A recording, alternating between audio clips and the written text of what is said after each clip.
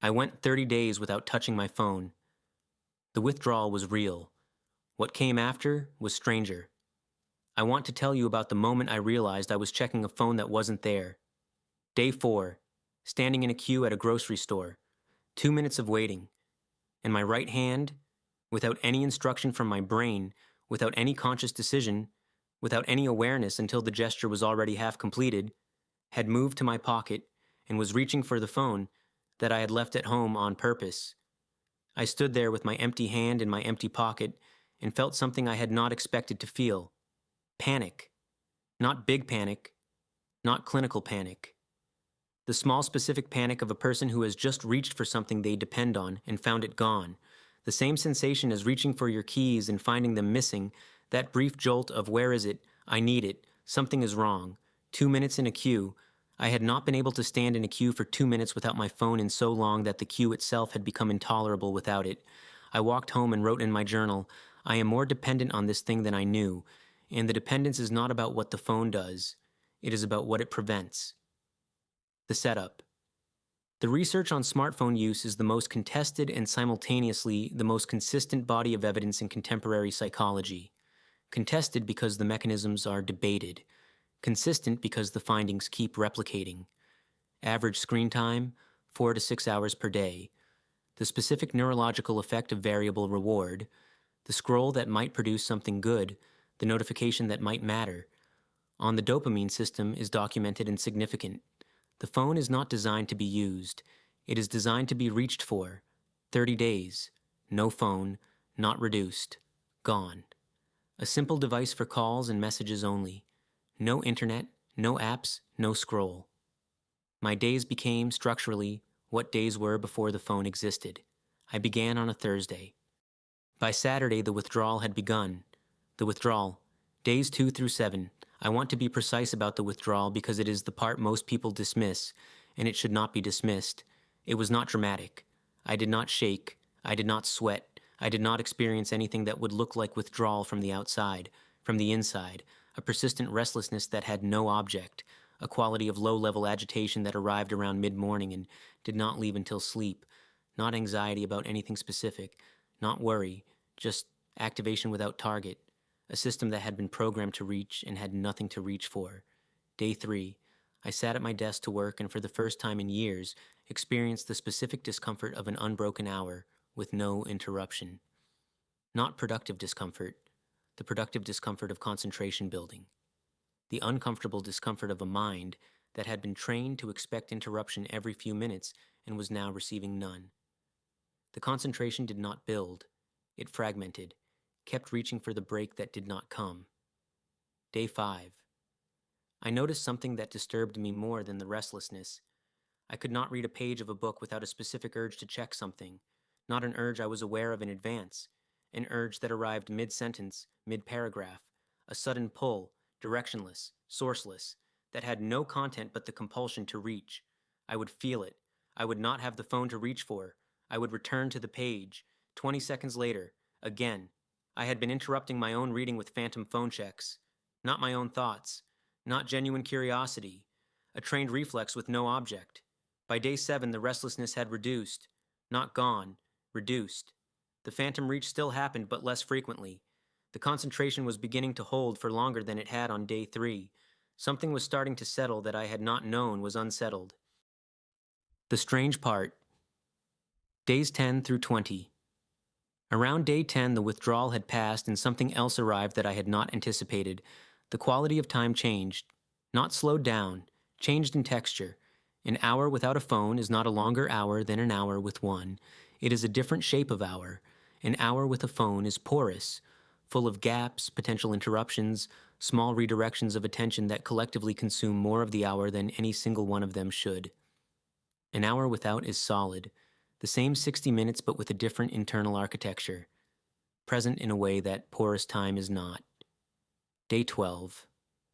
I had a conversation with a friend, a real in-person conversation, the kind that the phone had not eliminated but had made rarer.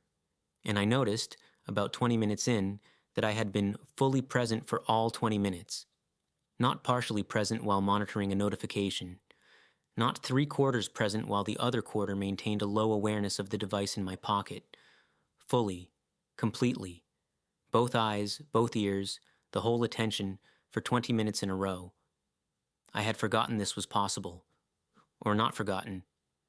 I had forgotten what it felt like. The difference between being with someone and being with someone in your phone is a difference I had stopped noticing because the phone present version had become the baseline. Day 15. I went for a walk. No podcast, no music, no navigation. I knew where I was going. Just a walk in the city, present in the city, with no mediation between me and wherever I was. Within 10 minutes, I had noticed 3 things I had walked past dozens of times without seeing. Not remarkable things, ordinary things, a detail on a building, the specific quality of afternoon light on a particular street, a small human moment between 2 people that lasted 4 seconds and was completely invisible to anyone moving through the space at phone speed. The phone had not been showing me the world. It had been replacing it. Day 17. I sat in a cafe for 2 hours with nothing. No book, no phone, no task. Just sitting in a cafe, present in a cafe, watching a cafe be a cafe. By the end of the 2 hours, I had done more actual thinking, unstructured, undirected, genuinely original thinking, than I had done in any equivalent period in recent memory. Not because cafes produce great thoughts, because an undistracted mind, given 2 hours and no input, will produce something from its own material. And my mind had material it had apparently been waiting to process for a long time. What arrived in those 2 hours was not comfortable. Some of it was things I had been avoiding. But it was mine. Produced by my own mind from its own accumulated experience. Not fed to me, not triggered by a notification, not a response to someone else's content. Just thought, unassisted, native. I had forgotten that was available. The return. Days 20 through 30. The final 10 days were the days I understood what the phone had been doing at the level that mattered most. It had been providing a continuous low-level alternative to wherever I actually was, not a replacement, an alternative, always available, always slightly more stimulating than the present moment, not dramatically more, slightly, just enough to make the present moment feel, by comparison, slightly less than it actually was. The cafe where I was waiting, slightly less than the cafe on the phone. The conversation I was half present in, slightly less vivid than the one I could be having with the phone. The book I was reading, slightly less compelling than the thing I might be missing if I put the phone down. The phone did not make me unhappy. It made the present moment continuously feel like it was offering slightly less than it was. 30 days without it. The present moment had no competition. The cafe was just the cafe. Full. Sufficient. No comparison point. No alternative running in parallel. On day 28, I walked the same route I walked on day 15, without the phone, present in the city, and I noticed that my noticing had changed. Not that I was seeing more remarkable things. The city was the same city, but my relationship to the unremarkable had changed. I was present in it in a way that unremarkable things do not usually get. The ordinary was receiving full attention for the first time in years, and revealing, under full attention, that it was not ordinary at all. It was just unseen. Day 30, and what came after. The phone came back on day 31. I had expected to feel relief. I felt something more complicated.